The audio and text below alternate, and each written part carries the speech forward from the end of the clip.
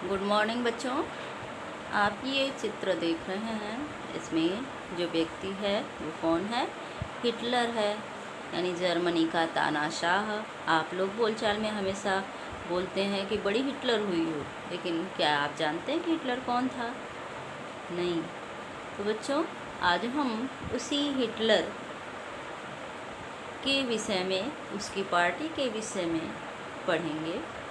तो हिटलर कौन था? जैसा कि इस चित्र में हिटलर मध्य और ग्लोबल सभाएं सरकारी बैठक के बाद बाहर निकलते हुए 1932 में। तो ये 1932 का चित्र है।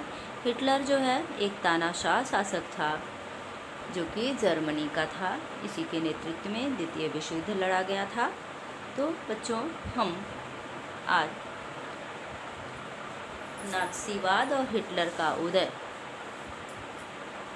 जो कि आपके इतिहास का तीसरा चैप्टर है, प्रारंभ करते हैं। और यह चैप्टर एक कहानी के द्वारा शुरू किया गया है। 1945 के वसंत में हेलमुट नामक, क्या है 1945 में, जैसा कि आप सभी जानते हैं कि प्रथम विश्व युद्ध 1914 से 18 तक चला था और द्वितीय विश्व 4 वर्ष चला था, और द्वितीय विश्व युद्ध जो था वह 1939 से शुरू होकर के 1945 में ख़त्म हुआ था, यानी कि 7 वर्ष चला था। तो बच्चों, यह युद्ध जो था वह बहुत ही भयानक युद्ध था। इसमें हिटलर ने आक्रामक नीति को अपनाया था और उसके पतन के पश्चात, हिटलर के पतन के पश्चात, उसके एक फौजी का उसके अपने बेटे के साथ वार्तालाप को एक कहानी के तौर पर इस चैप्टर में शुरू किया गया है कि क्या है कि 1945 के बसंत में हेलमुट नामक, हेलमुट क्या है? उस फौजी का बच्चा है। 11 वर्षीय जर्मन लड़का बिस्तर में लेटे कुछ सोच रहा था। तभी उसके अपने माता पिता की दबी दबी सी आवाज़ें सुनाई देती हैं। यानी कि हेलमुट का क्या है? एक बच्चा है। कितने वर्ष का है बच्चों? 11 वर्ष का है। वह बिस्तर पर लेटा हुआ है, कुछ सोच रहा है। तभी क्या होता है कि उसके माँ बाप की फुसफुसाहट जैसी आवाज़ सुनाई पड़ती है, जो हेलमुट के कानों में पड़ती है। हेलमुट कान लगाकर उनकी बातचीत सुनने की कोशिश करता है। वे गंभीर स्वर में किसी मुद्दे पर बहस कर रहे होते हैं। कौन? हेलमुट के माता और पिता किसी मुद्दे पर क्या कर रहे होते हैं? आपस में बहस कर रहे होते हैं। हेलमुट के पिता एक क्या थे? जाने माने चिकित्सक थे। तो हेलमुट कौन था? एक जाने माने चिकित्सक का बेटा था। उस वक्त वे अपनी पत्नी से इस विषय में बात कर रहे थे कि क्या उन्हें पूरे परिवार को ख़त्म कर देना चाहिए। वो डॉक्टर जो थे, यानी हेलमुट के पिता, अपनी पत्नी से क्या कह रहे थे बच्चों कि क्या उन्हें अपने पूरे परिवार को ख़त्म कर देना चाहिए या अकेले आत्महत्या कर लेनी चाहिए। कौन कह रहा था? 11 वर्षीय जो बच्चा था, जिसका नाम क्या था? हेलमुट। उसका पिता किससे कह रहा था? अपनी पत्नी से कह रहा था। और उन्हें अपना भविष्य सुरक्षित दिखाई नहीं दे रहा था। वे घबराहट भरे स्वर में कह रहे थे। तब वो क्या थे? घबराए हुए थे और उन्हें अपना भविष्य क्या हो रहा था? अंधकारमय दिखाई दे रहा था, यानी सुरक्षित नहीं दिखाई दे रहा था। इसलिए वे अपनी पत्नी से इस विषय में बात कर रहे थे कि केवल हमें अकेले आत्महत्या कर लेनी चाहिए या पूरे परिवार को ख़त्म कर देना चाहिए। और वे क्यों घबराए थे बच्चों? क्योंकि अब मित्र राष्ट्र भी हमारे साथ वैसा ही बर्ताव करेंगे जैसा हमने अपाहिजों और यहूदियों के साथ किया था। क्यों डॉक्टर साहब क्यों घबराए हुए थे? क्योंकि अब जर्मनी की हार निश्चित हो गई थी। त्रिमैत्री गुट की हार निश्चित हो गई थी। जैसा कि हम प्रथम विश्व युद्ध, द्वितीय विश्व युद्ध के अंतर्गत आप लोगों को छोटे क्लास में बताए थे कि 2 विश्व युद्ध हुआ था और दूसरे विश्व युद्ध में जर्मनी का नेतृत्व किसने किया था? हिटलर ने किया था, जो कि एक तानाशाह शासक था। इसने यहूदियों को यातना गृहों में बहुत ही बेदर्दी से मारा था, इसके अनुयायियों ने, यानी कि नाज़ियों ने। तो डॉक्टर साहब इसीलिए घबराए हुए थे कि जब हमारी हार होना निश्चित हो गया है, मित्र राष्ट्र क्या है, अब मित्र राष्ट्र भी हमारे साथ, यानी मित्र राष्ट्रों की विजय संभव है। 2 गुट था, त्रिमैत्री गुट और मैत्री गुट। तो त्रिमैत्री गुट का नेतृत्व जर्मनी कर रहा था और मैत्री गुट यानी मित्र राष्ट्रों का नेतृत्व करता फ्रांस, ब्रिटेन आदि थे। तो इनकी जीत हो रही थी। अमेरिका द्वितीय युद्ध में जब प्रवेश कर गया तो मित्र राष्ट्रों की जीत सुनिश्चित हो गई, हिटलर का हार निश्चित हो गया। तो डॉक्टर साहब जो हैं घबराए हुए थे और अपनी पत्नी से इस विषय पर विचार विमर्श कर रहे थे बच्चों, कि जैसा कि हमने क्या किया है, अपाहिजों और यहूदियों के साथ किया था। आगे हम दिखाएंगे चित्र में कि यहूदियों को किस तरह से इन लोगों ने मारा था। तो अगले दिन वे हेलमुट को तब ये विचार विमर्श किए कि जैसे हमने किया है वैसा ही ये लोग हमारे साथ करेंगे, तड़पा तड़पा करके मारेंगे, क्योंकि ये लोग तड़पा तड़पा करके मारते थे। तो उस अपने कृत्य को सोच करके परेशान थे ये लोग कि हमारे साथ भी यहूदी लोग वहीं क्रिया करेंगे। अगले दिन वे हेलमुट को लेकर बाग में घूमने गए। किसको? हेलमुट को। कौन गया? डॉक्टर साहब जो थे, जाने माने चिकित्सक जो थे, वो अपने पुत्र हेलमुट को लेकर के कहाँ गए? बाग में घूमने गए। और यह आखिरी मौका था जब हेलमुट अपने पिता के साथ बाग में गया था। तब की रात में क्या हुआ? उसने निर्णय ले लिया, इसने हेलमुट के पिता ने क्या करने का? आत्महत्या करने का। तो बच्चों, यह उसका अंतिम दिन था जब वो अपने पिता के साथ बाग में गया था। दोनों ने बच्चों के पुराने गीत गाए और खूब सारा वक्त खेलने कूदने में बिताया। किसने? पिता और पुत्र ने। कुछ समय बाद हेलमुट के पिता ने अपने दफ्तर में खुद को गोली मार दी। तो जैसा कि डॉक्टर साहब पहले क्या कर रहे थे, अपनी पत्नी से विचार विमर्श कर रहे थे कि हमें अकेले आत्महत्या कर लेनी चाहिए या पूरे परिवार सहित मर जाना चाहिए। तो दोनों में से उन्होंने किसे चुना? आत्महत्या को। और फिर दूसरे दिन उन्होंने क्या किया कि स्वयं को गोली से उड़ा दिया। किसने? हेलमुट के पिता ने। हेलमुट की यादों में वह क्षण अभी भी जिंदा है जब उसके पिता के खून में सनी वर्दी को घर के अलावा में ही जला दिया गया था। तो क्या हुआ था? घर का अलाव जो होता था, यानी जहाँ आग जलता है उसे अलाव कहा जाता है, तो उसी में जला दिया गया था। यानी कि उसको श्मशान में, जैसा कि शान के साथ लोग जलाते हैं किसी सैनिक को, किसी बड़े आदमी को, तो ऐसा कुछ भी नहीं हुआ, बल्कि क्या हुआ, उसको अलाव में ही जला दिया गया। हेलमुट ने जो कुछ सुना था और जो कुछ हुआ, उसके दिलो दिमाग पर इतना गहरा सदमा पहुंचा कि अगले 9 साल तक वह घर में ही क्या रहा, एक कौर में भी नहीं खा पाया। क्या हुआ कि वह घर में एक कौर भी नहीं खा पाया। उसे यही डर सताता रहा कि कहीं उसकी माँ उसे जहर न दे दे, क्योंकि उसका पिता मरने से पहले आपस में बात कर रहा था कि हम सभी लोगों को मर जाना चाहिए, किंतु क्या हुआ कि अकेले मर गया। इसलिए हेलमुट जो बच्चा था, उसके दिमाग में वही बात बार बार उसके कान में गूंज रही थी और वह डरा हुआ था कि कहीं उसकी माँ उसको भी न मार दे। जहर न दे दे, इसीलिए वह कभी खाना ही नहीं खाया। कितने साल तक? 9 साल तक। और हेलमुट को शायद समझ में न आया हो, लेकिन हकीकत यह है कि उसके पिता नाज़ी थे। नाज़ी जर्मनी में नाज़ी पार्टी का गठन किया था हिटलर ने, तो उसी पार्टी के क्या थे? सदस्य थे। कौन था? हेलमुट का पिता। और वे एडोल्फ हिटलर के कट्टर समर्थक थे। कौन? हेलमुट का पिता। आप में से कई बच्चे नाज़ियों और उनके नेता हिटलर के बारे में जानते होंगे। आपको शायद पता होगा कि हिटलर जर्मनी को दुनिया का सबसे ताकतवर देश बनाने के लिए कटिबद्ध था।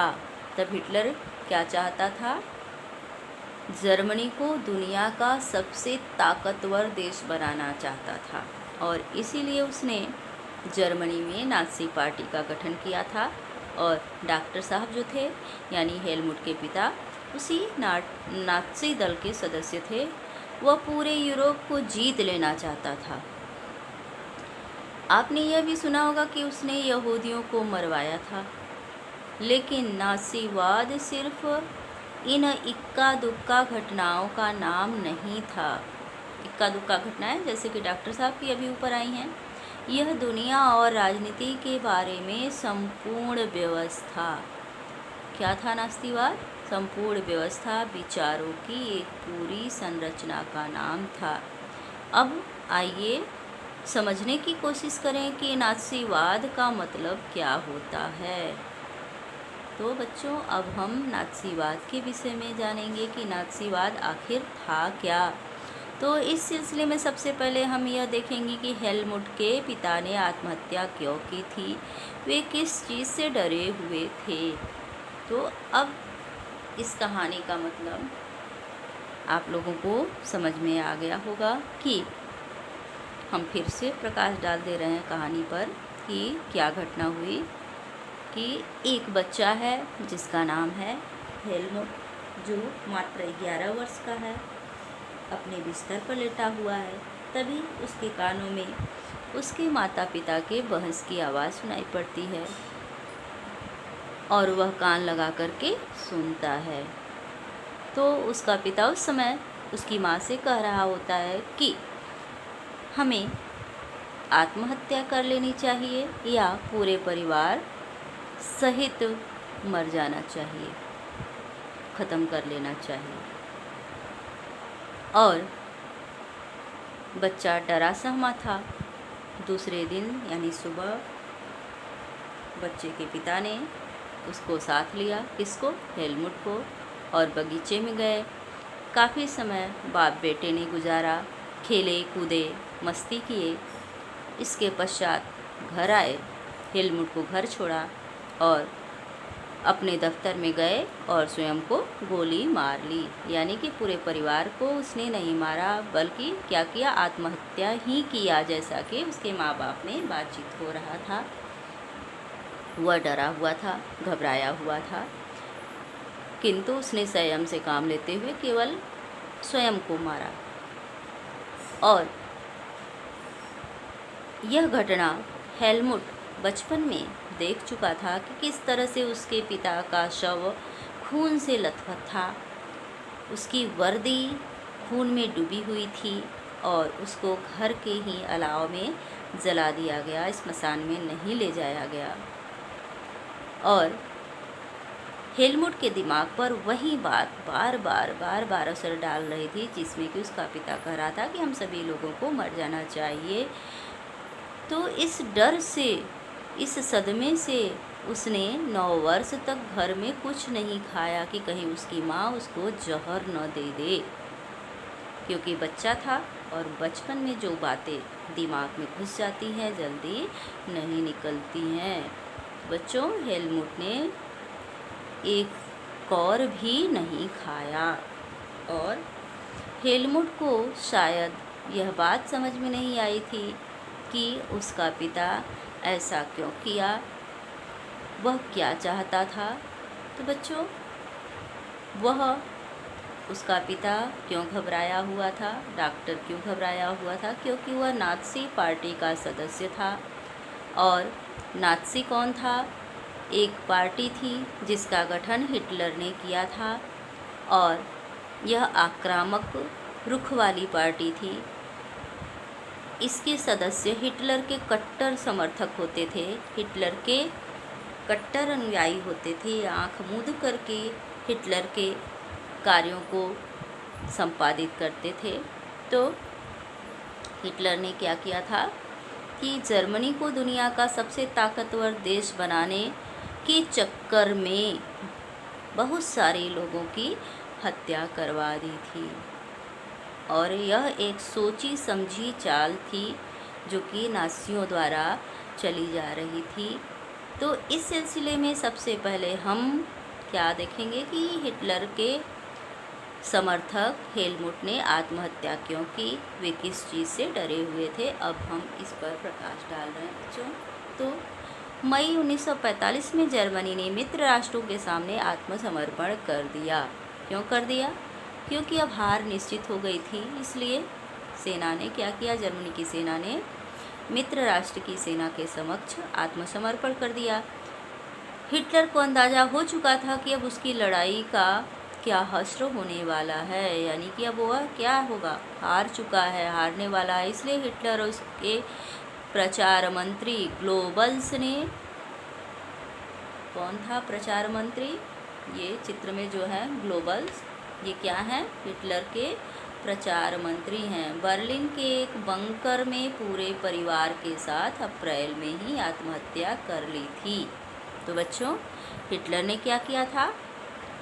हिटलर और उसके मंत्री गोब्बल्स ने पूरे परिवार के साथ एक बंकर में आत्महत्या कर ली थी। इसीलिए ये डॉक्टर साहब जो थे, जो चिकित्सक थे, हेलमुट के पिता थे, वह भी आत्महत्या, पूरे परिवार सहित आत्महत्या करना चाहते थे। और युद्ध खत्म होने के बाद न्यूरेमबर्ग में एक अंतर्राष्ट्रीय सैनिक अदालत स्थापित की गई थी। क्या हुआ था कि मित्र राष्ट्रों द्वारा एक सैनिक अदालत स्थापित की गई थी। इस अदालत को शांति के विरुद्ध किए गए अपराधों, मानवता के खिलाफ किए गए अपराधों और युद्ध अपराधों के लिए नाज़ी युद्ध बंदियों पर मुकदमा चलाने,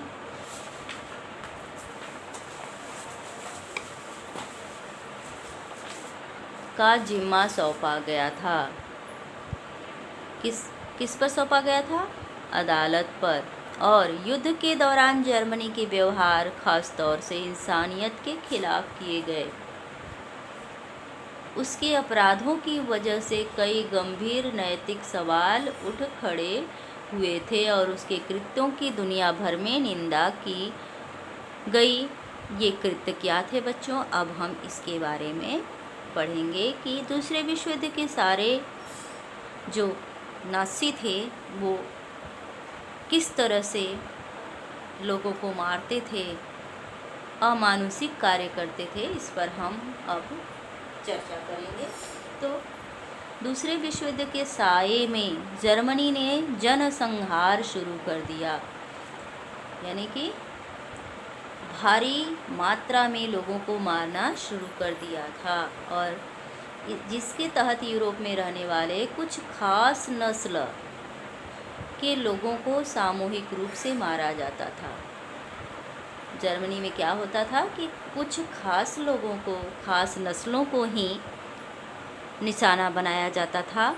इस युद्ध में मारे गए लोगों में 80 लाख यहूदी थे, 60 लाख और 2 लाख जिप्सी और 10 लाख पोलैंड के नागरिक थे। बच्चों, 60 लाख यहूदी, 2 लाख जिप्सी और 10 लाख पोलैंड के नागरिक मारे गए थे। साथ ही मानसिक व शारीरिक रूप से अपंग घोषित 70,000 जर्मन नागरिकों को भी मार डाला गया था। साथ ही हिटलर की नाज़ी पार्टी ने किसे मार दिया था? 70,000 जर्मन नागरिकों को भी मार डाला था। ये तो विदेशी थे, कौन कौन? यहूदी, जिप्सी और पोलैंड के जो नागरिक जर्मनी में रह रहे थे उसको तो निशाना बनाया ही था, साथ ही अपने लोगों को भी 70,000 लोगों को मौत के घाट उतार दिया गया था। क्यों उतारा गया था? क्योंकि ये अपंग थे, शारीरिक और मानसिक रूप से अपंग लोगों को मौत के घाट उतार दिया गया था। इनके अलावा न जाने कितने ही राजनीतिक विरोधियों को भी मौत का नीच सुला दिया गया। इतनी बड़ी तादाद में लोगों को मारने के लिए औसविट्स जैसे कत्लेआम बनाए गए थे। क्या बनाया गया था? औसविट्स कत्लेआम बनाया गया था, जहाँ जहरीली गैसें होती थी और जहरीली गैस से हजारों लोगों को एक साथ मौत के घाट उतार दिया जाता था। बच्चों, एक चैम्बर बनाया जाता था जिसमें गैस चैम्बर होता था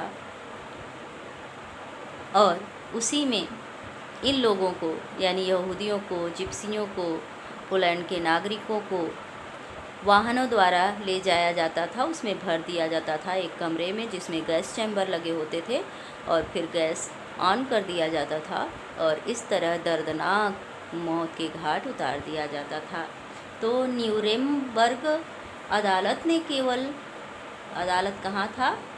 न्यूरेमबर्ग अदालत का नाम था, ने केवल 11 मुख्य नासियों को मौत की सज़ा सुनाई थी। सबको नहीं सुनाई थी। किसको सुनाई थी? 11 लोगों को। बाकी आरोपियों में से बहुतों को उम्र कैद की सज़ा सुनाई गई। सज़ा तो मिली, लेकिन नासियों को जो सज़ा दी गई वह उनकी बर्बरता और जुल्मों के मुकाबले बहुत कम थी। असल में मित्र राष्ट्र पराजित जर्मनी पर इस बार कठोर दंड नहीं थोपना चाहते थे, जिस तरह का दंड पहले विश्व युद्ध के बाद जर्मनी पर मित्र राष्ट्रों द्वारा थोपा गया था। क्योंकि प्रथम विश्व युद्ध के पश्चात जो वर्साय की संधि हुई थी उसी में ही द्वितीय विश्व युद्ध के बीज बो दिए गए थे। बच्चों, प्रथम विश्व युद्ध के पश्चात होने वाली संधि में जर्मनी को हर तरह से दबाया गया था। उसी का परिणाम था कि द्वितीय विश्व युद्ध हिटलर के नेतृत्व में जर्मनी वासियों ने लड़ा और बहुत ही अमानवतापूर्ण रूप से लोगों को मारा गया और जन साधारण ने भी हिटलर के आक्रामक रुख का समर्थन किया। कारण क्या था? प्रथम विश्व युद्ध में उनके साथ किया गया अन्याय, वर्साय की संधि के द्वारा जो किया गया था।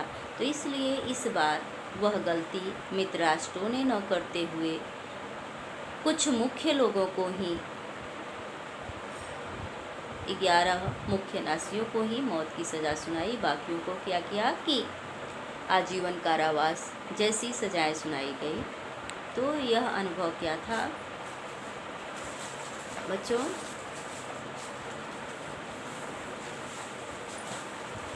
आप यह चित्र देख सकते हैं,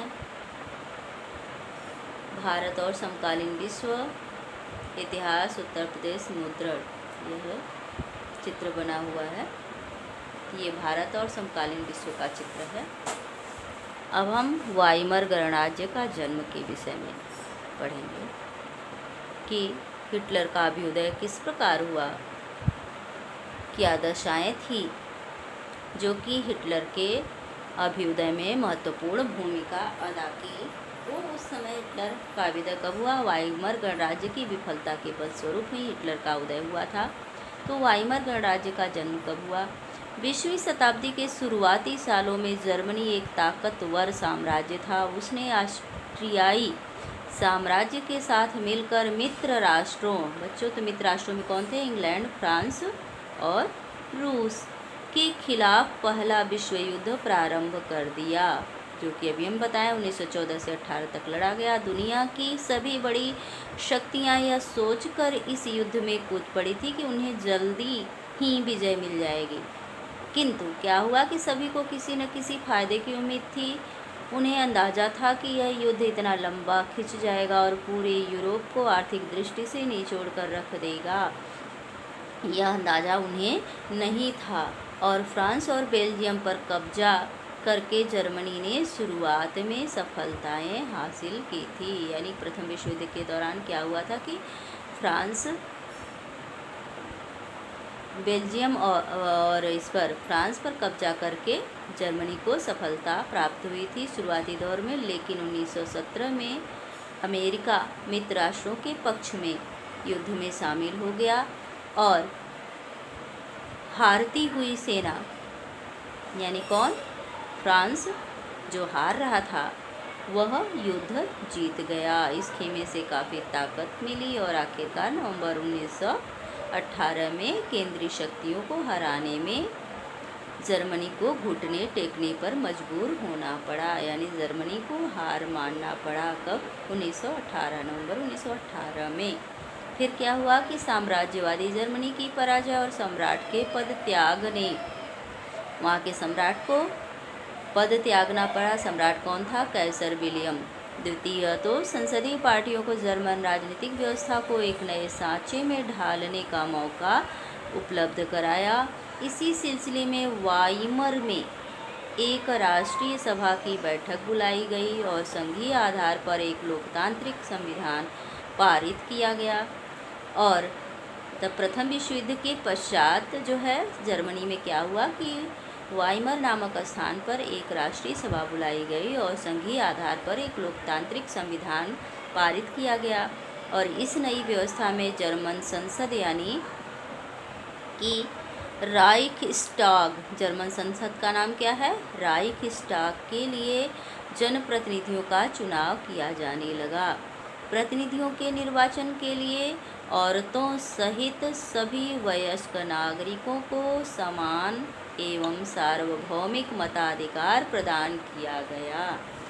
फिर यह नया गणराज्य खुद जर्मनी के ही बहुत सारे लोगों को पसंद नहीं आया। रास नहीं आया मतलब पसंद नहीं आया। इसकी एक वजह थी कि पिछले जो पहले विश्व युद्ध में जर्मनी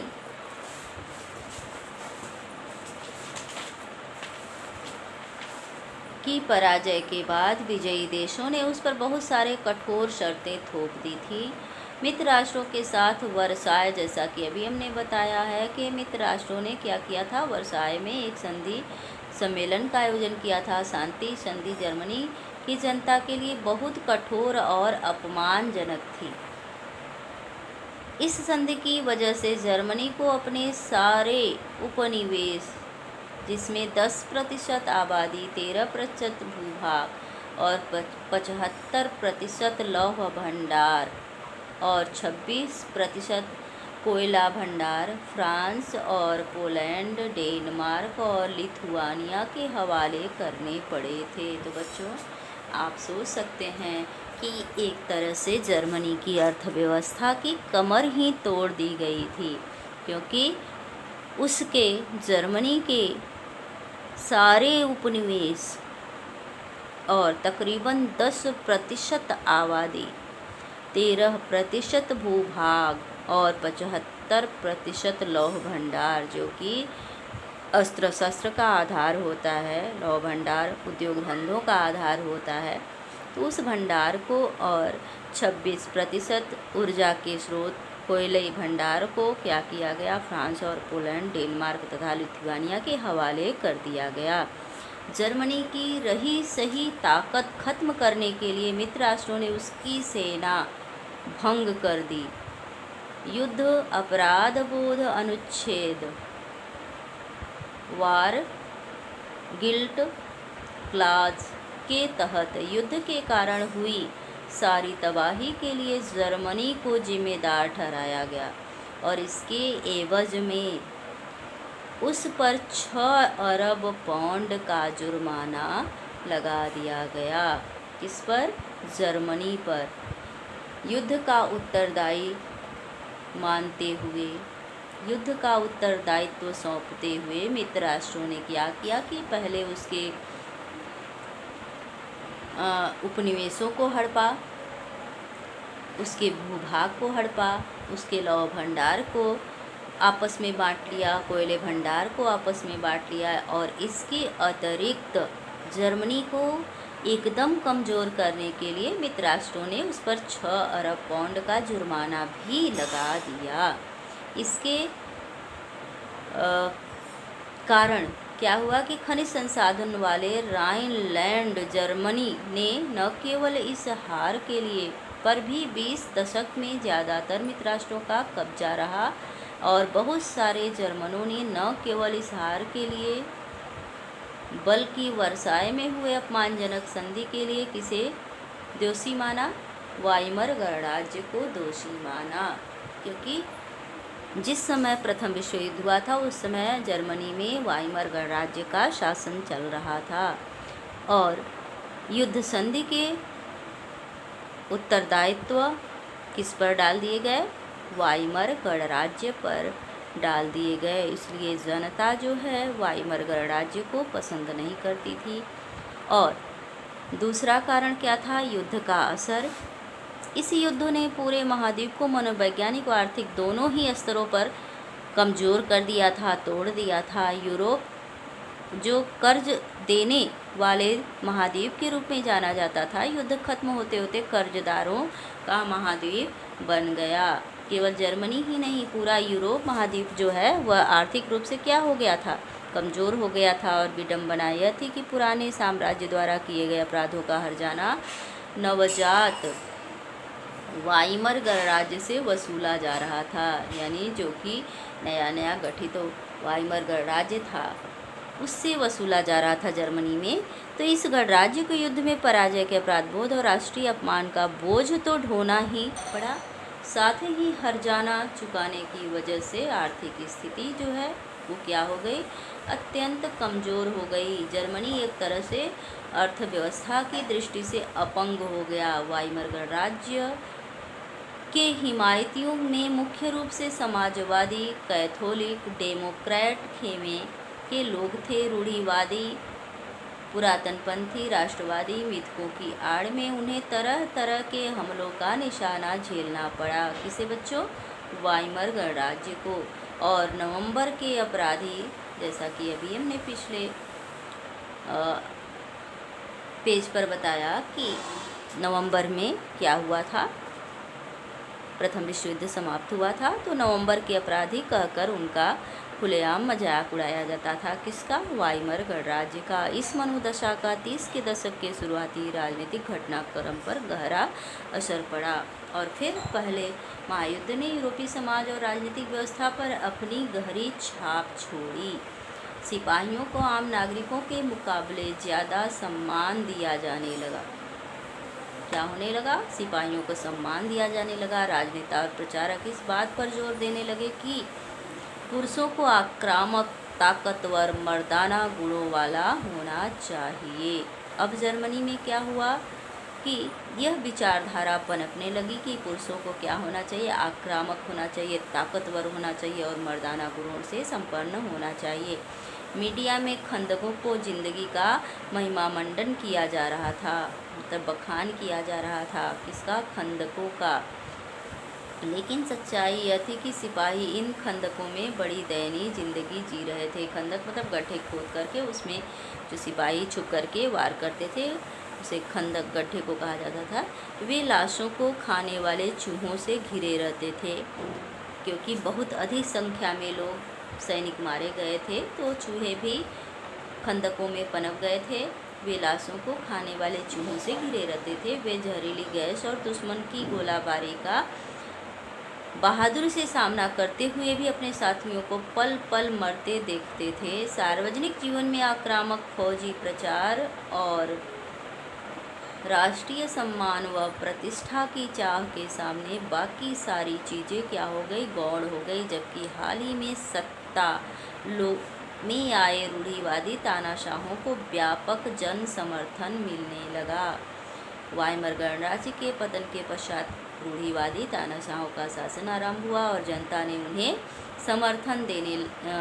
जन समर्थन प्रदान किया। उस वक्त पूरे यूरोप में फैली अस्थिरता का सामना नहीं कर सकता था। कौन? लोकतंत्र एक नया और बहुत नाजुक विचार था जो दोनों महायुद्धों के बीच पूरे यूरोप में फैली अस्थिरता का सामना करने में असमर्थ था। अगला टॉपिक हमारा क्या है बच्चों? राजनीतिक रेडिकलवाद और आर्थिक संकट। तो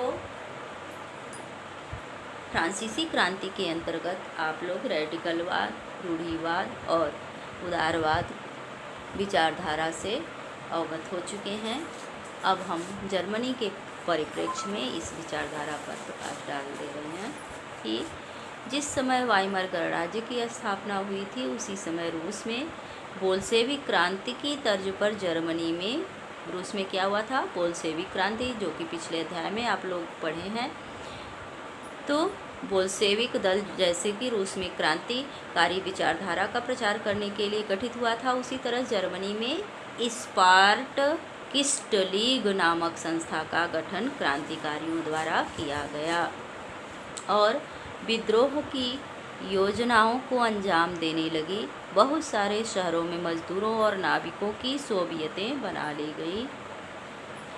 बर्लिन के राजनीतिक माहौल में सोवियत किस्म की शासन व्यवस्था की हिमायत के नारे गूंज रहे थे।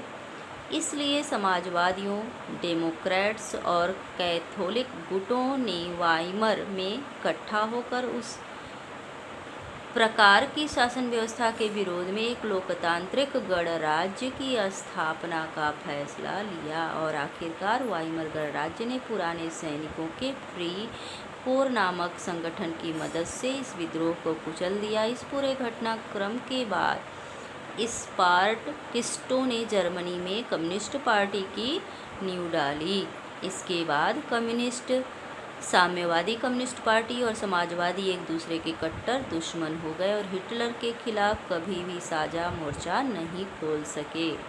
यानी कि ये आपस में भिड़ गए और हिटलर के अभ्युदय का मार्ग प्रशस्त हो गया। क्रांतिकारी और उग्र राष्ट्रवादी दोनों ही खेमे में क्या था? रेडिकल समाधानों के लिए आवाज़ें उठने लगी और राजनीतिक विचारवादी विचारों को 1923 के आर्थिक संकट से और बल मिल गया। 1923 में जर्मनी में आर्थिक संकट उत्पन्न हो गया। जर्मनी ने पहला विश्व युद्ध मोटे तौर पर कर्ज लेकर लड़ा था और युद्ध के बाद तो उसे स्वर्ण मुद्रा के हर्जाना भरना पड़ा। इस दोहरे बोझ से एक तो युद्ध का कर्ज, ऊपर से हर्जाना भरना पड़ा, तो इस दोहरे कर्ज से जर्मनी के स्वर्ण भंडार लगभग समाप्त हो गए थे। आखिरकार 1923 में जर्मनी ने कर्ज और हर्जाना चुकाने से इनकार कर दिया क्योंकि उसके पास स्टॉक ही नहीं था, उसका राजकोष खाली हो गया था। इसलिए जर्मनी ने मजबूरन क्या किया कि कर्ज और हर्जाना चुकाने से इनकार कर दिया। इसके जवाब में फ्रांसीसियों ने क्या किया? जर्मनी के मुख्य औद्योगिक इलाके जिसका नाम रूर था, उस पर कब्जा कर लिया। यह जर्मनी के विशाल कोयला भंडारों वाला इलाका था। जर्मनी ने फ्रांस के विरुद्ध निष्क्रिय प्रतिरोध के रूप में बड़े पैमाने पर कागजी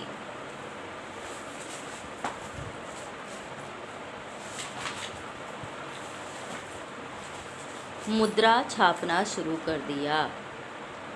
क्यों? क्योंकि उसके सारे भंडार जो है फ्रांस के अधीन हो गए। तो आर्थिक स्थिति से निपटने के लिए प्रतिरोध स्वरूप कागजी मुद्रा जो कि बड़े पैमाने पर जर्मनी में छपने लगी। जर्मन सरकार ने इतने बड़े पैमाने पर मुद्रा छाप दिया कि उसकी मुद्रा मार्क का मूल्य, जर्मन मुद्रा का नाम मार्क था, तो उसकी मुद्रा का मूल्य तेज़ी से गिरने लगा। अप्रैल में एक अमेरिकी डॉलर की कीमत 24 इकाई दहाई सैकड़ा हज़ार 10,000 24,000 मार्क के बराबर थी।